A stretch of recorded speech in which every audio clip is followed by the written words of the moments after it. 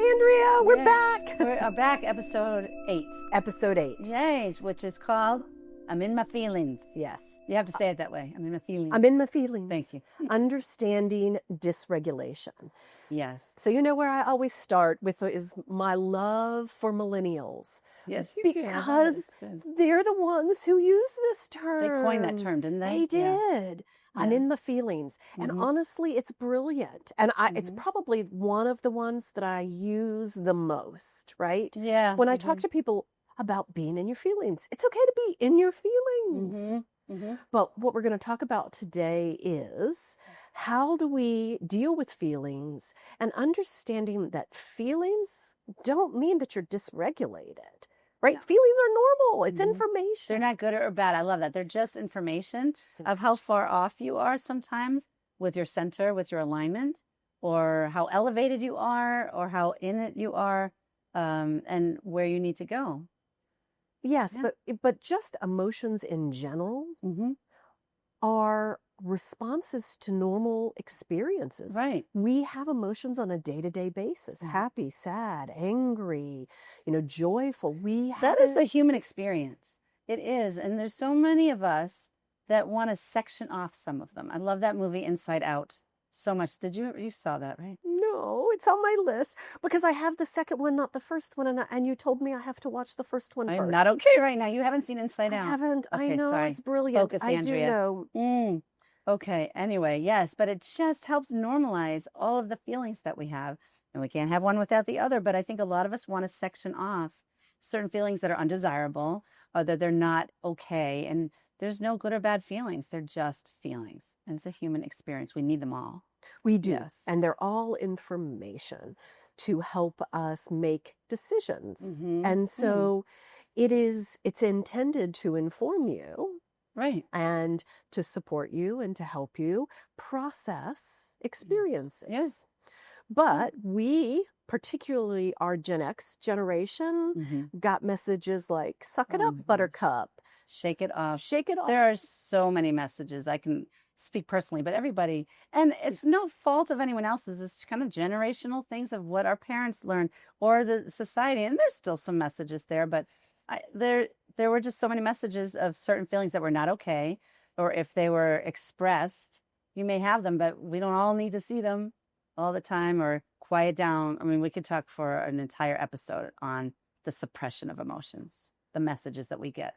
Well, got and still get in many cases, and how we internalize that as, oh, my emotions are too big. If I'm crying, I need to go to another room. If I'm having this experience, I have to hide it from other people or I'll be too much for people. Yeah, too much. And just how many times do we apologize if we cry?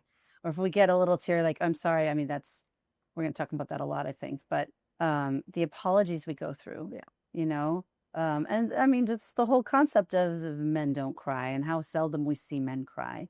And how I personally get so excited if I see a man get emotional, a sense of that they're allowed to feel all of the feelings. Yeah. Yes.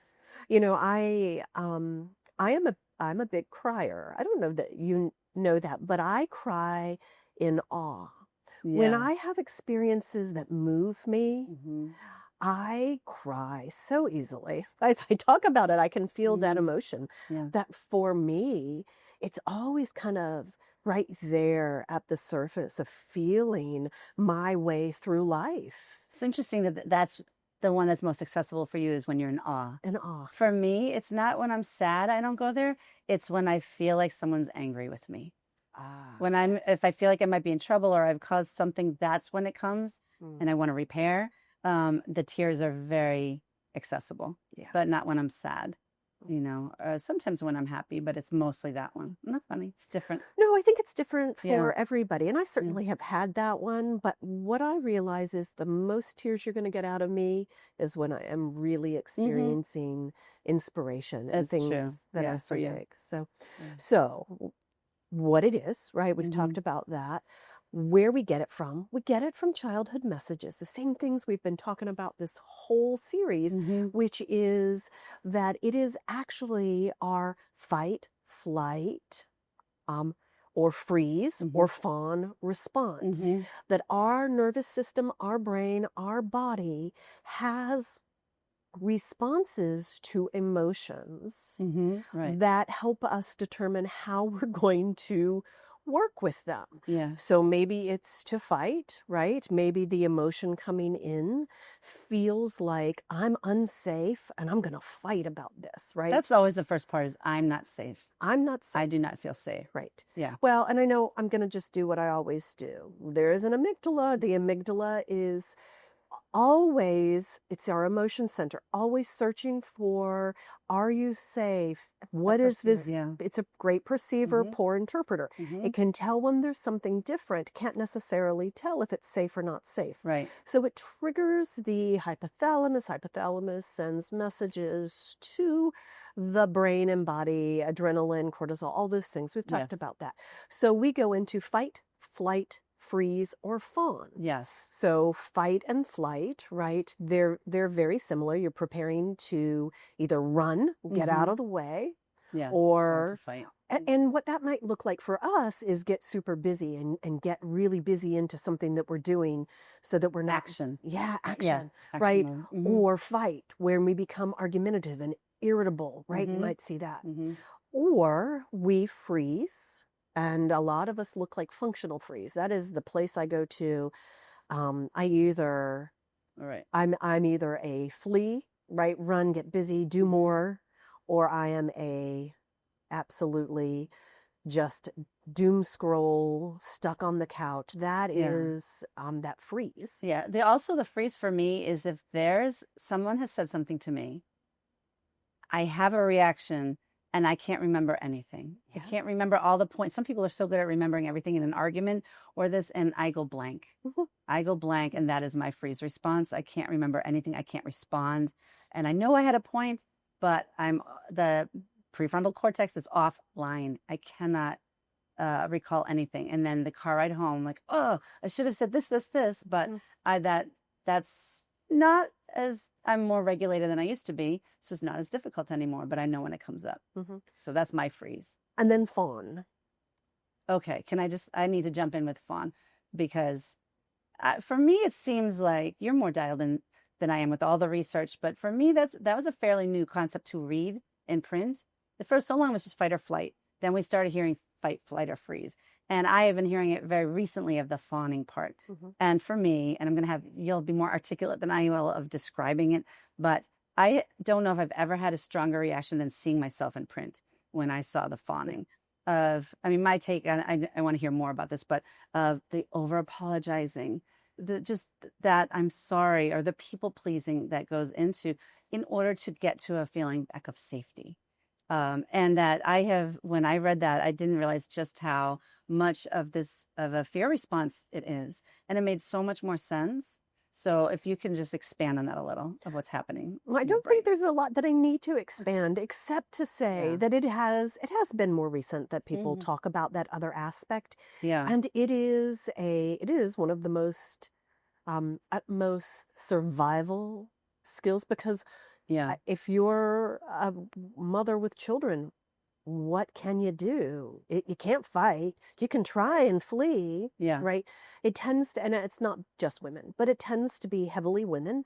It becomes one of those things that we respond to trauma, we respond to stress, we respond by taking care of, by making everybody feel better, by people pleasing, by overgiving. I am the first one to be accountable for things, but sometimes I've tried to be accountable for things were not my fault. Sure, because it gives you some control. Right? Yes, it gives you some. And I just, maybe that was my fault, and I'm sorry, and let's take care of it, and blah, blah. It's like this little orchestra of apologies that they're exhausting, and I don't give myself room to pause and take up space in my processing.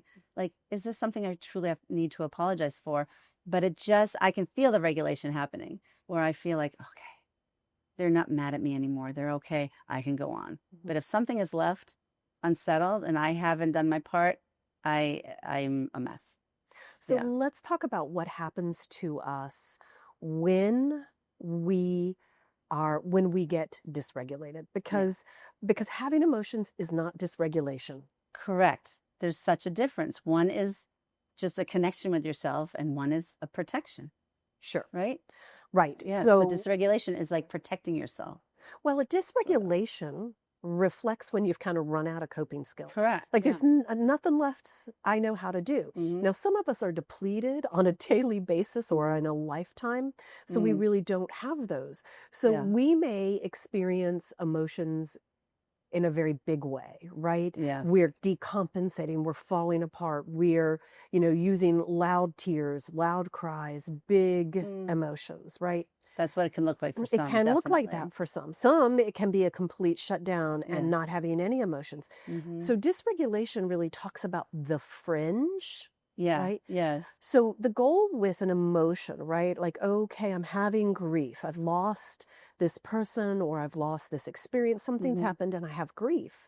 The goal is to have the experience, to live through the emotions. What did I learn? How does this shape me? How does this change me? And to come to a place of peace or connection with that experience, right? When you're dysregulated, you don't ever have any resolution around the emotions, right? We've all lost somebody. Yeah. And we know if I think about that person, I'm going to feel fat. I'm going to feel sad. I'm going to feel bad. I'm going to feel whatever I'm going to feel. But it doesn't constantly intrude in our daily functioning. Right. We take the challenge all the way through the process. But when you're dysregulated, you've run out of coping skills. Yeah. And those emotions stay prominent. Mm-hmm. And what really physically happens, at least for me when I've been particularly dysregulated, is I can't think my way out of a paper bag. Right. There's no engagement with my prefrontal cortex. I'm not getting any kind of thoughts that make sense. I'm just wallowing in the emotion. And it feels like the emotion, either the anxiety, the frazzle, the overwhelm, is the driver of your life, and you're the passenger. Exactly. Not fun. That is a horrible place, and you don't know what to do. You don't know how to change. Everyone wants to be the driver, but when you're depleted, you don't have access to the problem solving, to the shift. And it's how do we get to that place of shifting? But that's what it feels like when you're dysregulated. Is that the effects of the dysregulation are the driver? So not all emotions are dysregulated emotions, even though many of us get those messages. Right. But dysregulation doesn't mean you're broken. It just means that you don't have the coping skills. I'm interrupting you. I'm so sorry. No. Just again, like dysregulation, just because you're dysregulated does not mean you're broken. It feels like you are. Yes. I have felt broken so many times in the past. And what's wrong with me? Or like, especially if you have repeated dysregulated times in your life, something must be very wrong with me. And so it's really helpful to remember you're not broken. You just need a little extra repairing to get back to a regulated state so you can feel the things appropriately. I don't know if that's the right word. You can feel them, but you're the driver feeling. You're having a feeling. You're having an emotion, not that you are the emotion. And I think that's such a difference. Yes, I think that is 100% accurate. And I think that we all know people who spend most of their life dysregulated because they never really got emotions are okay. And here's how we deal with emotions. Yes. Instead, they got messages about, oh, you're too much, any emotion you have. And so they never get that constructive way of how do I deal with this? So let's talk about how we deal with emotions. Okay. How do we deal whether we're dysregulated or we're having big emotions and we're regulated, but we're having big emotions? What's the first thing we do? I think notice. You notice, yes, awareness. For me is awareness, like, oh, wow, I'm feeling really down about this. Yes. I'm really feeling sad. And I always get curious. I'm just having a little curiosity. What is this about? Because sometimes the emotion comes out without the awareness of what you're feeling about, and so taking time to do that is such a helpful thing to just allow, like notice and allow. But first you have to notice, you have to have an awareness. So a lot of people don't understand notice. And Mm-hmm. so I want us to think about what those physical symptoms mean. They Mm. may be like a tightening in the chest, right? Mm-hmm. Or your breath Can't catches. breathe. You Yeah. can't breathe, right? Mm-hmm. And certainly that could be something physical, but it's Mm-hmm. really, it tends to be you're having an experience, Mm-hmm. someone has said something, you're watching something, you're thinking about something, Right. and all of a sudden your body constricts in some way. Yeah. You get a headache, or Stomach. your shoulder is hurting all of a sudden. Mm-hmm. It tends to be, it lands where you have where you have something that's Yeah. already a challenge oftentimes, Yes. but you just, your body will tell you if you Mm-hmm. just notice in your body. Right. You almost, that's where the emotion sits first. Sure. And then sometimes it's hard to decipher between them. I just thought of an example I have to share of my son when he was 4. I'll never forget this. And he told me, it was funny because he had a lisp, but back then it was the cutest thing, or a couple of different sounds. And he said, Mom, you know what I was thinking about during snack yesterday, which was so cute. And he said, last night I was really mad. I think I was more sad than mad. Yeah. At 4. Yes. That's the blessing curse of being a therapist kid. Yeah, well, he processed 2 therapist kids. I know, right? So. Right. I remember being blown away that he was thinking about it the next day, Yeah. and dissecting it and realizing the sadness was underneath the anger, and he was able to say where it showed up in his body. Yeah. And so the brilliance of children, right? I know. If they could save us if we could let them. If we would let them, yeah. Anyway, yeah. I just remember that I had to share that story. Yeah. Yeah, and it's true. It just shows up in our bodies. And a lot of times we want a quick fix to feel better instead of sitting with it for a moment.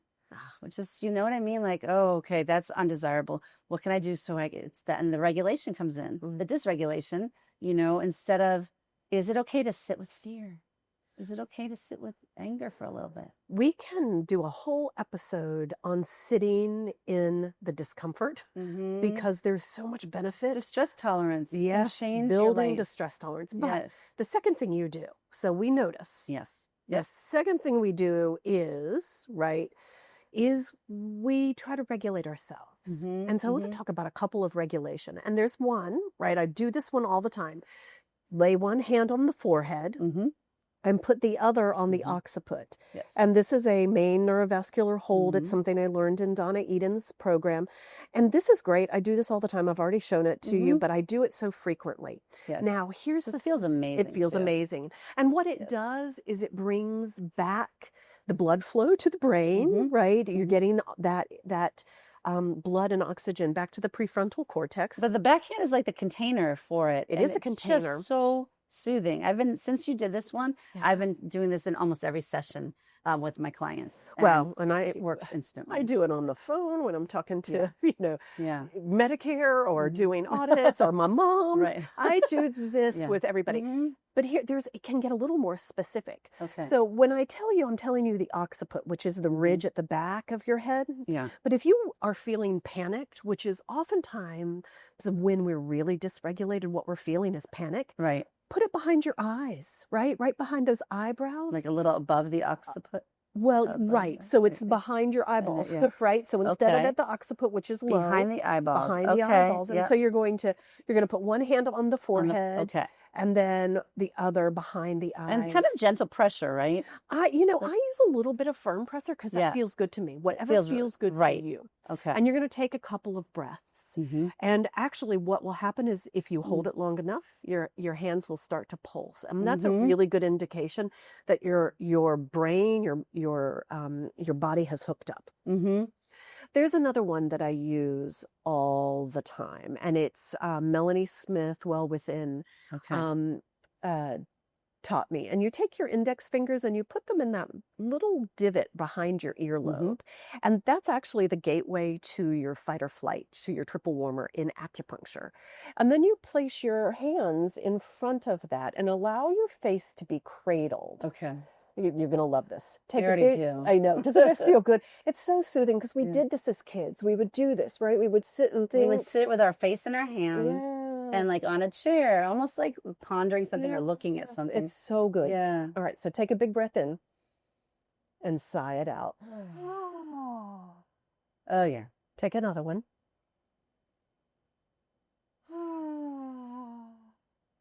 And one more. Okay, you can finish the episode. I'm just gonna sit here like, yeah, it feels really comforting. Dr. Smith calls this the peacemaker. And I will tell you, I use this so often that if I wake up at 3 in the morning, because that's what women my age do, I plug in, roll over, So and go you back put to the sleep. fingers in the divot, The like divot, that's behind the your entryway ear. to the vagus nerve. Yes. And Okay. so you're connecting into your vagus nerve and you're activating your Yeah. parasympathetic nervous system. You're getting it to rest and digest. And you're Nice. just saying, I'm here. And that sigh, it's so good for regulating your nervous system, but it's also about releasing whatever tension, releasing whatever fear. And then there's one other that I want to mention. Okay. And that's the diver response. Have you heard of the Diver? diver response? D-I-V-E-R? Yeah, like Okay. diver. Yeah. Okay. So, and you're from up north. You're from where it's cold. So Yes. have you heard this before? No. All right. So I'm all in. I'm We frequently hear about, not frequently, but we hear about people falling into icy rivers and floating down and coming up and being alive. Okay, right? I'm already like, I don't want to talk about, like, I have a reaction picturing it. I know. Yes, sorry. Okay. Go ahead. Well, so what happens is when people go in head first to the cold, that cold hits here and activates the diver. On the cheeks? On the It's cheeks. the cheeks. Okay. It activates the diver response. That cold slows everything down. It's that dorsal vagal response. It shuts down. Okay. And so we can simulate that by dunking our heads in ice water, which if you've watched YouTube, there are all sorts of people taking that challenge where they stick their face. That is far too much effort for me, and I don't want to put my face in cold.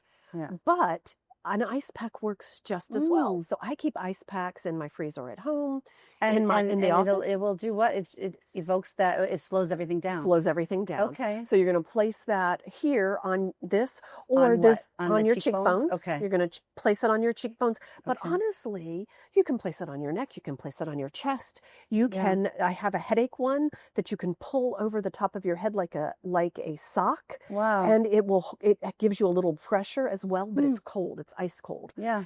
And you don't leave it for very long. Yeah. But it calms that. And for people who get particularly dysregulated, that's a good one. You can even just hold an ice cube in your hand. Sometimes I do it on my wrists. You can do it on your really wrist. Good spot. Really like good. If you're overheated, it's a really good spot. Yeah. But that makes sense too. We want to do things with the body to help regulate. So many times we're talking our way through things, but if you do things to regulate your body and your brain, the physical things that are going to help you regulate. Well, you make space for the talking to work, right? Which is which is the next step in this. And that next step is name your feelings. How many people can only name happy or mad? Yep.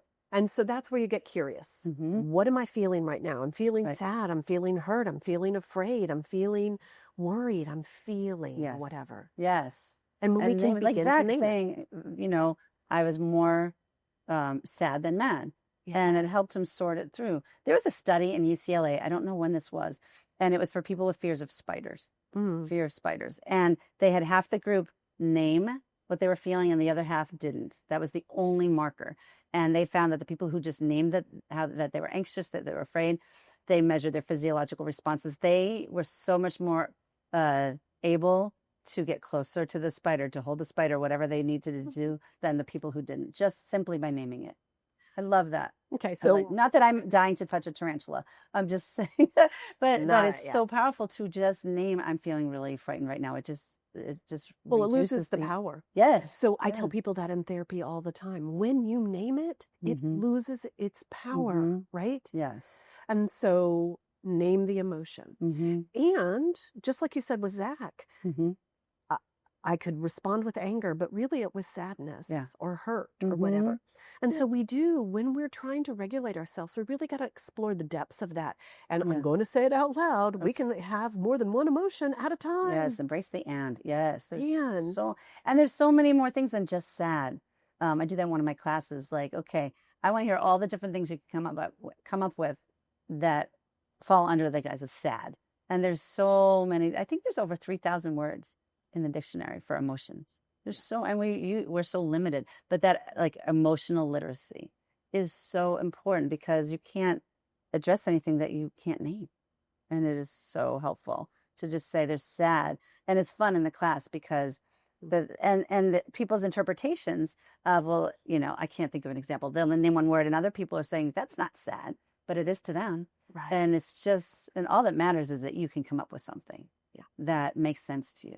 Well, an individual shared experience, right? I mean, we each have our own experience of emotions, but we all have emotions. Yes. And so that wouldn't make me sad. Doesn't have to make you sad. It makes me sad. Right. And all of it is okay.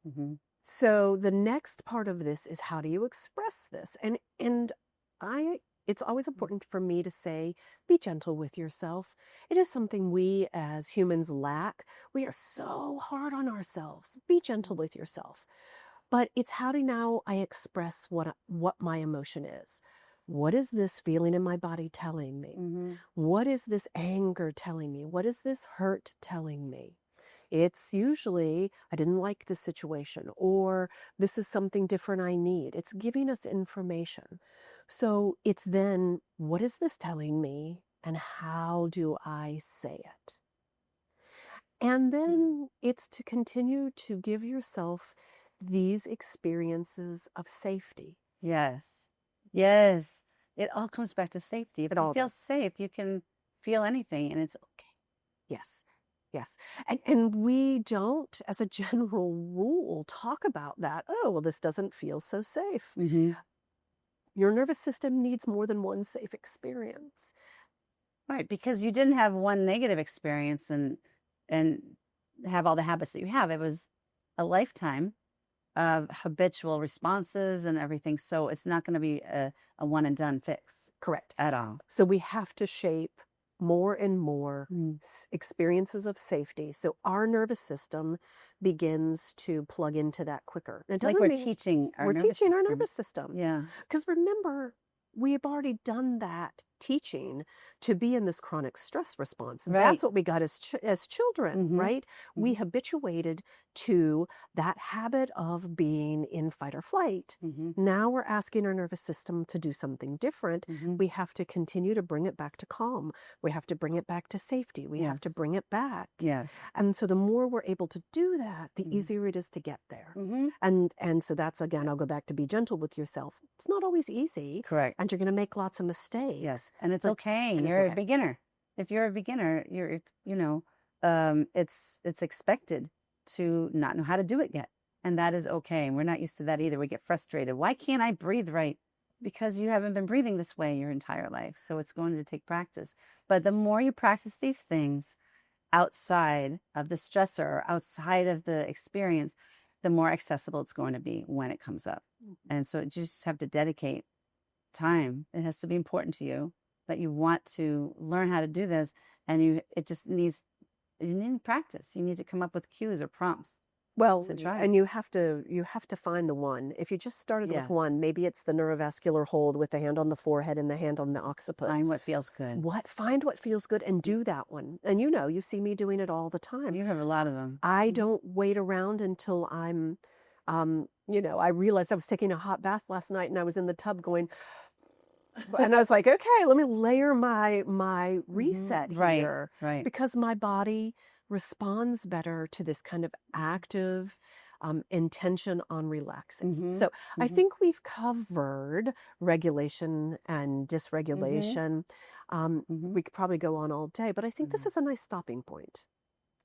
Yeah, I love this. I think this is so important, and the more we practice. And I wanted to just share one story with you real fast. Oh, good. Okay. Last night I was having dinner with a friend, and the waiter asked me, "Do you want a box for the leftovers?" And I said, "No, but I'll rustle you for them." I thought I'd catch you off guard with a joke. Okay. You didn't know it was coming. I didn't know it was coming. Do you get it? No, I don't get it. Do you want a box for the leftovers? Oh, gotcha. Okay. No, but I'll rustle you them. Okay, so I am the one. I had to warn you that the joke was coming. You have to tell me it's a joke. Yes.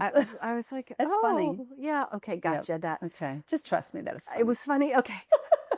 I am that Gen Xer who doesn't get sarcasm. You know that, right? I know. That's okay. I don't usually either, but I like that one. All right. Thank you. Funny. Thank you. I love this episode. Thank you so much for joining us for our chats. where we are sharing some of the information that we have found valuable for in our own personal lives. Things that we talk about over a drink or dinner, we just want to share with other people because we know we're not the only ones. And we really appreciate the support and you tuning in. And really, we would love to hear any other either suggestions or things that come up in your conversations with your family and friends that you would like to hear some tips and tricks on how to regulate your nervous system to address them and just live more peacefully. Please chime in the comments and let us know what more you would like to hear. That would be fantastic.